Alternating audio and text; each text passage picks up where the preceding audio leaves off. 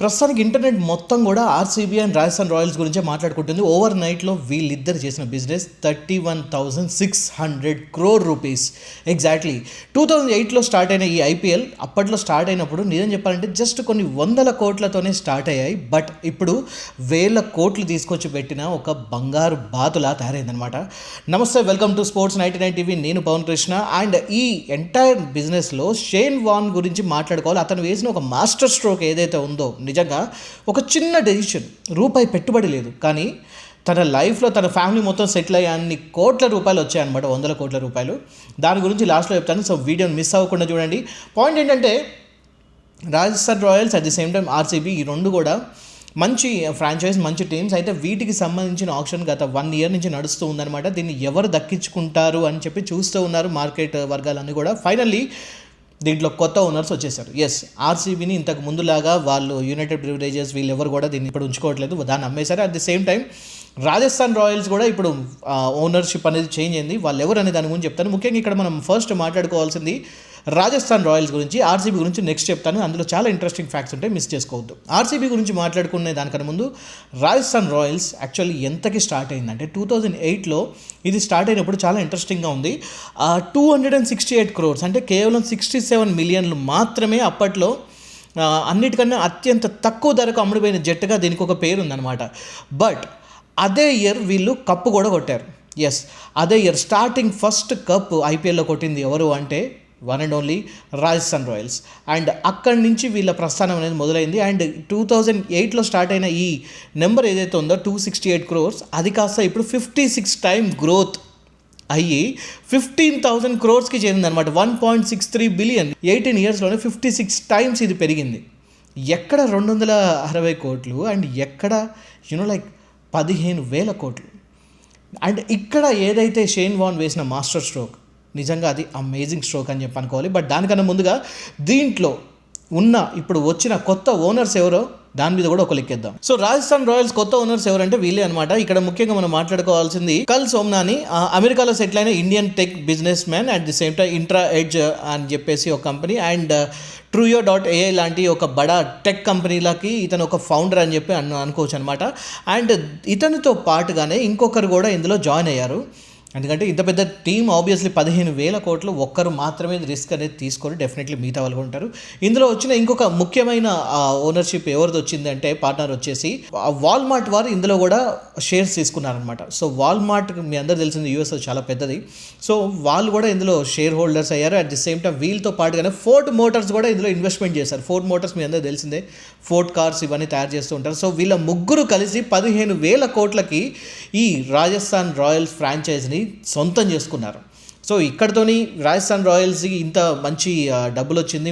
మొత్తంగా చెప్పాలంటే చాలా తక్కువ పెట్టుబడితో మొదలైన వీళ్ళది 1,000 కోట్లకు వచ్చింది. అండ్ నెక్స్ట్ మనం ఇంపార్టెంట్ మాట్లాడుకోవాల్సింది ఎవరిదంటే royal challengers Bengaluru. Royal challengers Bengaluru అంటే it's not just a team, it's an emotion అనమాట. ఎందుకంటే ఇప్పటిదాకా అంటే కప్పు కొట్టింది లాస్ట్ ఇయరే, డిఫెండింగ్ ఛాంపియన్స్గా ఇప్పుడు బరిలోకి దిగుతున్నారు. కానీ దీనికి ఉన్న క్రేజ్ మామూలు క్రేజ్ కాదు. ఇవాటికి ఆర్సీబీకి కప్పు లేక, అంటే ఇప్పుడు కప్పు వచ్చింది, అంతకుముందు కప్పు లేకపోయినప్పుడు కూడా ఆ 18 సంవత్సరాల్లో ఆర్సీబీతో మ్యాచ్ అంటే ఒక హై వోల్టేజ్ మ్యాచ్ని అందరు విట్నెస్ చేసేవాళ్ళు. ముఖ్యంగా ఆ క్రౌడ్, ఆ లాయల్ ఫ్యాన్ బేస్, అదే వాళ్ళకి వన్ అండ్ ఓన్లీ పెట్టుబడి అని చెప్పి అనుకోవాలి. కప్పు లేకపోయినప్పుడు కూడా అంత లాయల్ ఫ్యాన్ బేస్ ఈ ప్రపంచంలో ఎవరు ఎక్కడ చూసి ఉండకపోవచ్చు. అందుకే one of the most favourite teams in the entire world, one of the most favourite franchise in the entire world. So వాళ్ళకి అంత పేరుంది. సో మరి ఇలాంటి ఈ ఆర్సీబీ కూడా ఒక పెద్ద రికార్డు లెవెల్లో అమ్ముడుపోయింది. 16,600 కోట్లకు అమ్ముడుపోయింది. ఒకసారి ఆ డీటెయిల్స్ అన్నీ ఒకసారి చూసుకుంటే 2008లో 464 crores అంటే 111.6 million విజయ్ మాల్యా కొనుగోలు చేశారనమాట ఆర్సీబీని. సో అప్పుడు ఇది రెండో అత్యంత ఖరీదైన జట్టు. అండ్ 2008లో 464 crores స్టార్ట్ అయిన ఈ ఫ్రాంచైజ్ వచ్చి 36 times గ్రోత్ అయ్యి ప్రస్తుతం ఇది 16,600 కోట్లకు చేరింది. అంటే 1.78 billion చేరుకుంది. So this is not a small joke. అంటే ఇప్పుడు సరే మొదటి నుంచి కూడా దీంట్లో ఎంత కాంట్రవర్సీస్ అవి వచ్చినా, లైక్ విజయ్ మాల్యాది వాళ్ళ వీళ్ళకి సంబంధించి, కానీ మ్యాచ్ విన్నర్స్ ఇందులో ఉన్నారు. ముఖ్యంగా విరాట్ కోహ్లీ ఎంత ఎదురు చూశాడు, ఆ టీమ్ని అంటుపెట్టుకున్నాడు, ఫ్రాంచైజ్ని అంటుపెట్టుకున్నాడు. ఆర్సీబీ అంటే విరాట్ కోహ్లీ, విరాట్ కోహ్లీ అంటే RCB.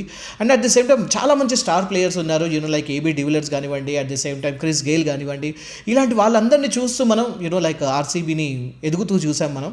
And finally Rajat Patidar క్యాప్టెన్సీలో వీళ్ళకి కప్ అయితే వచ్చింది. అండ్ వీళ్ళ ఫ్యాన్ బేస్ గురించి చెప్పుకోవాలంటే లాస్ట్ ఇయర్ 11 మంది తొక్కిసలాటలు చనిపోయారు మన చిన్నస్వామి స్టేడియంలో. అంటే ఆ క్రేజ్, ఆ ఫ్యాన్ బేస్, ముఖ్యంగా ఆ లాయల్టీ అనేది ఇక్కడ మనకు అర్థమైపోతుంది. అంటే మొదటి నుంచి కూడా కప్పు గెలవకపోయినప్పటికి కూడా బిజినెస్ పరంగా వీళ్ళు టాప్లో ఉన్నారంటే వీళ్ళ మెయిన్ సెల్లింగ్ పాయింట్ వచ్చేసి వీళ్ళ ఫ్యాన్ బేస్, వీళ్ళ లాయల్ ఫ్యాన్ బేస్ అని చెప్పి అనుకోవాలన్నమాట.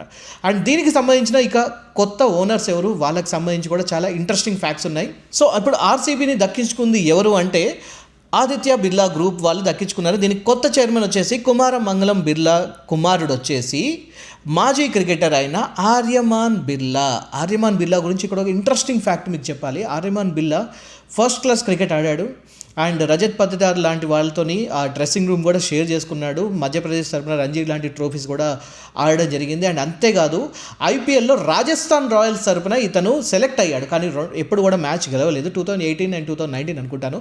మొత్తానికైతే ఆ టైంలో ఐపీఎల్లో సెలెక్ట్ అవ్వడం జరిగింది, కానీ కొన్ని లైక్ కొంత యాంగ్జైటీ అని కొంతమంది అంటారు, ఇంకొంతమంది ఫిట్నెస్ సమస్యల వల్ల అతను ఎప్పుడు ప్లే 11లోకి సెలెక్ట్ కాలేదు అని చెప్పి అంటుంటారు. కానీ క్రికెట్ మీద పూర్తి నాలెడ్జ్ ఉంది. హీఈస్ జస్ట్ 28 years old, 28 వయసు మాత్రమే అతనిది, 28 మాత్రమే. అతను ఇప్పుడు కొత్త చైర్మన్ అయిపోయాడు మన ఆర్సీబీకి. అండ్ అతనితో పాటు ఇంకొక 2 పార్ట్నర్స్ కూడా ఉన్నారు అందులో ఇంకొకరు వచ్చేసి ఒకటి టైమ్స్ ఆఫ్ ఇండియా అండ్ ఇంకోటి అమెరికన్ స్పోర్ట్స్ ఇన్వెస్టర్. వీళ్ళిద్దరు కూడా ఇందులో పార్ట్నర్స్గా ఉన్నారు. మొత్తం ఇందులో కూడా 3 పార్ట్నర్స్గా ఉండి ఆర్సీబీని 16,600 కోట్లకి వీళ్ళు దక్కించుకోవడం జరిగింది. నిజంగా ఇది కూడా ఒక పెద్ద బిజినెస్ టాక్టిక్ అని చెప్పి అనుకోవాలి. ఇందులో 36 times గ్రోత్ అనేది జరిగింది.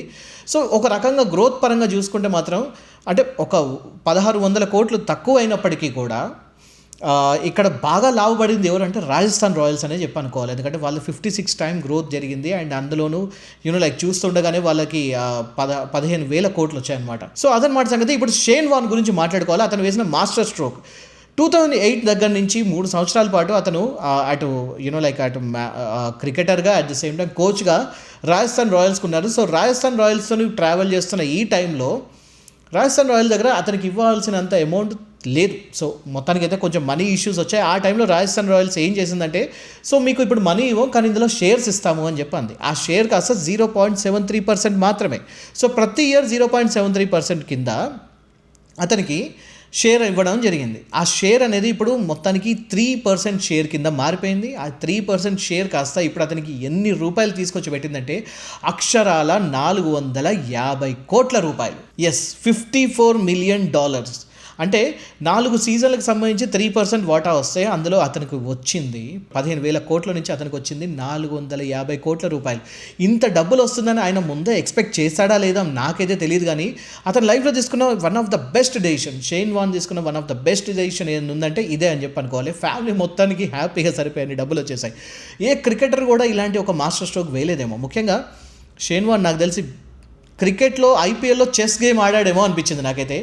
Such wonderful move. And Shane Warne చూసి ఇప్పుడు అందరు కూడా వావ్ అని చెప్పి అంటున్నారు. సో ఇదన్నమాట సంగతి. మొత్తానికి మరి ఈ వీడియో చూసాక మీకేమనిపించింది అండ్ మీ ఫేవరెట్ టీం ఏది, ఈసారి ఎవరు కప్పు గట్టగొబోతున్నారు, వీటన్నిటి గురించి కామెంట్ సెక్షన్లో హ్యాపీగా కామెంట్ చేసేయండి. వీడియో నచ్చితే లైక్ చేయండి and please subscribe to Sports 99 TV. ఇంకొక వీడియోతో మీ ముందుకు వస్తాను. Thank you so much for watching.